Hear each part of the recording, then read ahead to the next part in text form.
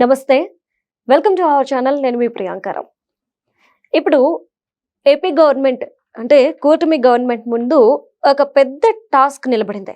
ఆ టాస్క్ ఏంటి అంటే ఇప్పుడు గవర్నర్ కోటాలో కొన్ని ఎమ్మెల్సీ పదవులు అనేవి ఇవ్వాలి. మరి ఈ ఎమ్మెల్సీ పదవులు ఎవరికి ఇవ్వాలి అనేది ఇప్పుడు ఒక పెద్ద క్వశ్చన్ మార్క్. మరి ఈ రేసులో ఎవరెవరు ఉన్నారు, ఎవరు అర్హులు అనేది డిస్కస్ చేద్దాం. మనతో పాటు సీనియర్ జర్నలిస్ట్ సిఎస్ రావు గారు ఉన్నారు, ఆయన అడుగుతాం. నమస్కారం సార్. నమస్తే సార్, గవర్నమెంట్ కోటాలో ఎమ్మెల్సీ పదవులు ఇవ్వాల్సిన సిచ్యువేషన్ ఇప్పుడు వచ్చింది. మరి కూటమికి ఇది ఒక పెద్ద టాస్క్ అని చెప్పొచ్చు, ఎందుకంటే ఆశావాహులు ఎక్కువ ఉన్నారు కానీ పోస్టులు తక్కువ ఉన్నాయి. కాబట్టి ఈ రేస్ లో ఎవరెవరు ఉన్నారు, ఎవరు ఫిట్ అంటారు ఈ పోస్టులకి? ఇప్పుడు వాస్తవం మండలిలో వైఎస్ఆర్ కాంగ్రెస్ పార్టీ బలంగా ఉంది. అసెంబ్లీలో 164 మందితోటి బలమైనటువంటి కూటమిగా తెలుగుదేశం పార్టీ కూటమి ఏర్పడింది, ఎన్డీఏ కూటమి. అయితే మండలిలో మాత్రం వైఎస్ఆర్ కాంగ్రెస్ పార్టీ బలంగా ఉంది. ఈ వైఎస్ఆర్ కాంగ్రెస్ పార్టీకి సంబంధించినటువంటి ఇద్దరు ఎమ్మెల్సీల టెన్యూర్ ముగుస్తుంది. ఇప్పుడు ఆ ఇద్దరు ఎమ్మెల్సీలు ఎవరెవరంటే, ఒకళ్ళు డిప్యూటీ చైర్మన్ జాకియా ఖానం, ఓకే, అతని పీరియడ్ అయిపోతుంది. జాకియా ఖానం ఉంది, ప్రస్తుతం బీజేపీ తోటి టచ్లో ఉండడం జరిగింది జాకియా ఖానం. అలాగే ఇంకొక ఎమ్మెల్సీ రవీంద్రబాబు, ఇతని పదవీ కాలం కూడా అయిపోతుంది. వీళ్ళిద్దరు ప్లేస్లో ఇద్దరిని ఎంపిక చేసుకోవాలి. సో ఇద్దరు ప్లేస్లో ఇద్దరిని ఎంపిక చేసుకునే పరిస్థితి వైఎస్ఆర్ కాంగ్రెస్ పార్టీకి అయితే లేదు కదా. 11 మంది ఎమ్మెల్యేలే కదా ఉంది. కాబట్టి వాళ్ళకి ఒక ఎమ్మెల్సీ కూడా వచ్చే అవకాశం లేదు. ఆ ఇద్దరు ఎమ్మెల్సీల బదులు కూటమి నుంచి ఇద్దరిని ఎంపిక చేసుకోవాలి. 164 మంది ఎమ్మెల్యేలు ఉన్నారు. సరే, ఈ కూటమిలో ఇప్పుడు బీజేపీ, తెలుగుదేశం పార్టీ, జనసేన 3 పార్టీలు ఉన్నాయి కదా. ఇప్పుడు ఈ 2 ఎమ్మెల్సీలని ఎవరు ఒకే పార్టీ తీసుకుంటుందా, లేదంటే 2 పార్టీలు తీసుకుంటాయా అని అంటే, ఒకవేళ 2 పార్టీలు చెరువుడు తీసుకోవాలనుకుంటే ఒకటేమో జనసేన, ఇంకోటేమో తెలుగుదేశం పార్టీ తీసుకోవాలి, అంతే కదా. బీజేపీ అనేది వాళ్ళకేం పెద్ద అక్కడ ప్రయారిటీ లేదు. కాకపోతే ఇప్పుడు జనసేన ఆల్రెడీ జనసేనకి ఇచ్చున్నారు కాబట్టి ఇంతకుముందు, ఇప్పుడు 2 తెలుగుదేశం పార్టీ తీసుకునే అవకాశం ఉంది. తెలుగుదేశం పార్టీ ఈ 2 ఎమ్మెల్సీలకు సంబంధించి అభ్యర్థులను ఎంపిక చేస్తారు గవర్నర్ కోట ఎమ్మెల్సీలకి. సో గవర్నర్ కోటలో ఎమ్మెల్సీలు కాబట్టి మరి ఎంపిక అనేది కొంచెం సీరియస్గానే చేస్తారు. ఎందుకంటే ఆల్రెడీ మనం ఇక్కడ చూసాం, తెలంగాణలో కొంతమంది హోల్డ్ చేసి పెట్టారు. ఈవెన్ కోదండరామ్ గారిది కూడా హోల్డ్ చేసి పెట్టారు. అలాగే శ్రావణ్ అనే అతనిది హోల్డ్ చేశారు. సో కాబట్టి గవర్నర్ కోటాలో ఎంపిక కొంచెం ఆచితూచి వ్యవహరించాలి. At the same time political equations కూడా చూసుకుంటారు. ఈ పొలిటికల్ ఈక్వేషన్ చూసినప్పుడు ప్రాంతీయ ఈక్వేషన్లు, సామాజిక ఈక్వేషన్లు, తర్వాత ఇప్పుడు జన్జీ అది కూడా వస్తుంది కదా.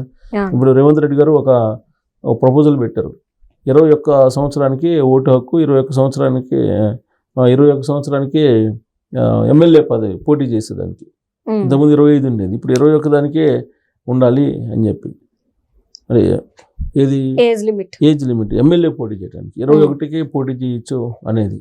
సరే, ఓటు హక్కు అంటే 18కి వస్తుంది, అది వేరు. ఇప్పుడు 21 సంవత్సరానికి నీకు ఎమ్మెల్యేగా పోటీ చేసే అవకాశం కల్పించాలి. ఈ పార్లమెంట్ సమావేశాల్లో జమిలీ ఎన్నికల బిల్లు, నియోజకవర్గాల పునర్విభజన బిల్లు, మహిళా రిజర్వేషన్ బిల్లు ఇవన్నీ పెడుతున్నారు కదా. ఈ బిల్లులో దీన్ని కూడా చేర్చి రాజ్యాంగ సవరణ చేయాలి. 25 సంవత్సరాలు కదా, 21 సంవత్సరానికి ఎమ్మెల్యేగా పోటీ చేసి అర్హత కల్పించాలి చట్టసభల్లో అని చెప్పి రేవంత్ రెడ్డి గారు ఒక కొత్త లాజిక్, కొత్త ప్రతిపాదన తీసుకొచ్చారు మొన్న. సో ఇప్పుడు ఆల్రెడీ ఎమ్మెల్సీ ఖాళీ అవుతున్నాయి కాబట్టి జన్జీకి కూడా ప్రాధాన్యత ఇవ్వాలి అక్కడ ఆంధ్రప్రదేశ్లో. ఎందుకంటే జన్జీ అనేది ఒక పెద్ద సెక్టార్ అయిపోయింది. ఇప్పుడు ఢిల్లీలో జన్జీ ఉద్యమం ఎప్పుడైతే సక్సెస్ అయిందో అప్పటి నుంచి జన్జీ ఓట్ల పట్ల అందరూ కాన్సన్ట్రేషన్ చేస్తున్నారు. ఈ జన్జీ మొన్నటి వరకు వీళ్ళు ఏముందిలే, సోషల్ మీడియాలో బిజీగా ఉంటారు, మొబైల్ చూసుకుంటూ ఉంటారు, వీళ్ళకేం సమాజం పట్టదు, వీళ్ళకి అసలు సమాజంలో ఉండేటువంటి పరిస్థితులు పట్టవు, ప్రభుత్వం ఏం చేస్తుందో కూడా పట్టించుకోరు, వీళ్ళంతా వాళ్ళేదో కంప్యూటర్ పట్టుకొని ల్యాప్టాప్ పట్టుకొని వెళ్ళిపోతుంటారు ఆఫీసులకి అని చెప్పి అనుకున్నారు. కానీ ఢిల్లీ ఉద్యమం చూసిన తర్వాత అర్థమైంది జన్జీ ఎంత బలంగా ఉంటుందో అనేది. నీట్ సంబంధించినటువంటి పేపర్ లీకేజీకి సంబంధించిన ఇష్యూ, కానీ జన్జీ ర్యాలీ అయింది అక్కడ. ఒక నీట్ విద్యార్థులే కాదు కదా, నీటి విద్యార్థులు పేపర్ లీక్ అయింది కాబట్టి నీటి విద్యార్థులే రావాలని లేదుగా. అవును. సో జంజీ వచ్చారు ఆ జంజీలో నీటి విద్యార్థి రాసినటువంటి బ్రదర్స్ ఉండొచ్చు, సిస్టర్స్ ఉండొచ్చు, లేదా వాళ్ళ పేరెంట్స్ ఉండొచ్చు, ఎవరైనా రావచ్చు ఉద్యమంలోకి. అవును. అదే నేను ఈ మాట ఎందుకు అంటున్నానంటే కొంతమంది అసలు ఆ ఉద్యమం చేసినట్లు వాళ్ళల్లో నీట్ ఎగ్జామ్ రాసిన వాళ్ళు లేరు అది ఇది అంటున్నారు. నీట్ ఎగ్జామ్ రాసిన వాళ్ళే ఉండాలని ఏముంది? వాళ్ళకి సంబంధించిన బ్రదర్సో, సిస్టర్సో, లేదంటే పేరెంట్స్, లేదంటే రిలేటివ్స్ ఎవరో ఒకరు ఉండొచ్చు ఉద్యమంలో. అంతే. సో కాబట్టి ఈ జంజీ అనేది ఒక పెద్ద సెక్టర్. జంజీ అందులో 1997 నుంచి 2012 మధ్యలో పుట్టినటువంటి వాళ్ళు, వీళ్ళు యూత్, వీళ్ళే డిసైడ్ ఫ్యాక్టర్. రాబోయే రోజుల్లో ఏ రాజకీయ పార్టీని అధికారంలో ఉంచాలి, దేన్ని దించాలి అనే దాంట్లో వీళ్ళు కీ రోల్ పోషిస్తారు, డౌటే లేదు. అందుకే ఇప్పుడు కేంద్ర ప్రభుత్వం నరేంద్ర మోడీ గారు మెట్టు దిగాడంటే అర్థం ఏంటి? 56 అంగుళాల ఛాతీగలగా నరేంద్ర మోడీ గారు మరి మెట్టు దిగారంటే జంజీ దెబ్బకి అది ఒక పెద్ద సెక్టారు. జంజీ ఆగ్రహిస్తే నెక్స్ట్ పరిస్థితి ఏంటి అనేది తెలుసు అందరికీ. అందుకే వాళ్ళని లైజనింగ్ చేసుకోవాలని నరేంద్ర మోడీ గారు కూడా చెప్తున్నారు. రీల్స్ చేసే వాళ్ళకే ప్రాధాన్యత అంటున్నారు. క్యాబినెట్లో రీల్స్ చేసే వాళ్ళకే ప్రాధాన్యత ఉంటుంది, జంజీకి ఏం కావాలనో తెలుసుకోండి అని చెబుతున్నారు కదా. జంజీకి ఏం కావాలో తెలుసుకోండి, వాళ్ళకి కావాల్సిన చేసేలాగా మీరు తయారు కావాలని చెప్పి చెబుతున్నారు. కాబట్టి ఎమ్మెల్సీ ఎన్నికల్లో కూడా ఆంధ్రప్రదేశ్లో మండల ఎన్నికల్లో ఈ గవర్నర్ కోటాలో ఖచ్చితంగా జంజీకి ప్రాధాన్యత ఇచ్చేదానికి అవకాశం ఉంది ఇప్పుడున్నటువంటి పరిస్థితులను బట్టి చూస్తుంటే కనుక. 70+ అనే వాళ్ళని సెలెక్ట్ చేస్తే జంజీ ఆగ్రహిస్తుంది. అసలు ఇప్పుడు ఉద్యోగులకే 60 నుంచి 62కి పెంచితేనే ఎందుకు పెంచాలని చెప్పి అడుగుతుంది. ఇప్పుడు వాళ్ళకి పెంచుకుంటూ పోతే జంజీకి ఉద్యోగాలు ఎక్కడ వస్తాయి? రావు కదా. అందుకని ఇప్పుడు చట్టసభల్లో కూడా ఈ ఎంపిక నామినేటెడ్ పోస్టులు ఏదైతే ఉన్నాయో గవర్నర్ కోటాలు ఎంపిక చేసి ఖచ్చితంగా జంజీకి ప్రాధాన్యత ఇచ్చే అవకాశం ఉంది. నెంబర్ 1. నెంబర్ 2, ఇప్పుడు ఖాళీ అయ్యేటువంటి 2, ఈ రెండిట్లో కాపు ఖచ్చితంగా ఒకటి ఉండే ఛాన్సెస్ ఉన్నాయి. కాపు లేదా బలిజ వీళ్ళకి ఒకటి ఉండే అవకాశం ఉంది. ఒకటి వంగవీటి రాధా గారి పేరు వినిపిస్తుంది. ఎందుకంటే చాలా కాలంగా ఆయన మొన్న ఎలక్షన్లో పోటీ చేయలేదు, చాలా కాలంగా వెయిట్ చేస్తున్నారు పేషెన్సీగా. బహుశా ఆయనకి ఇస్తే కొంత ఇప్పుడు కాపు ప్రతి ఇష్యూని కాపు కోణంలో నేను చూస్తున్నారు కాబట్టి ఇస్తే అదేమైనా సెటరేట్ అవుతా అనే యాంగిల్లో ఆయనకు ఒకటి ఇవ్వచ్చు.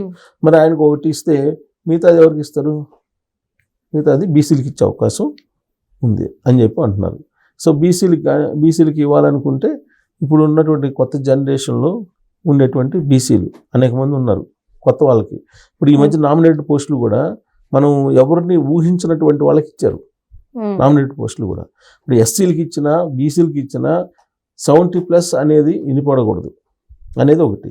లేదు 2024 ఎన్నికల్లో అడ్జస్ట్మెంట్ చేశారు కాబట్టి ఈ అడ్జస్ట్మెంట్లో కొంతమందికి అధికారంలోకి వచ్చిన తర్వాత న్యాయం చేస్తానని చెప్పి చంద్రబాబు నాయుడు గారు ప్రామిస్ చేశారు.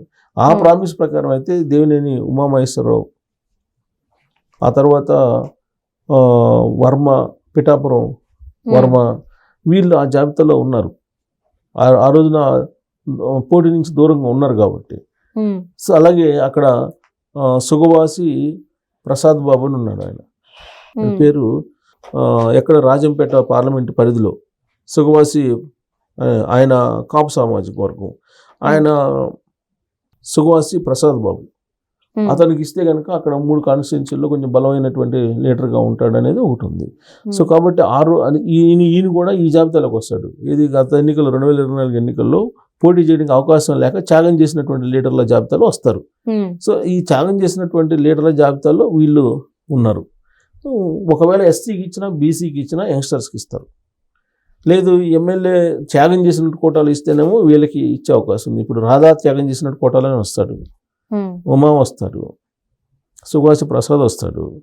ఇప్పుడు వీళ్ళు త్యాగం చేసిన కోటాలు వస్తారు. త్యాగం చేసిన కోటాకి ఒకటి కనుక ఇస్తే ఆ సామాజిక వర్గాన్ని బేస్ చేసుకుని రెండోది ఇంకొక సామాజిక వర్గానికి ఇవ్వడానికి అవకాశం ఉంది.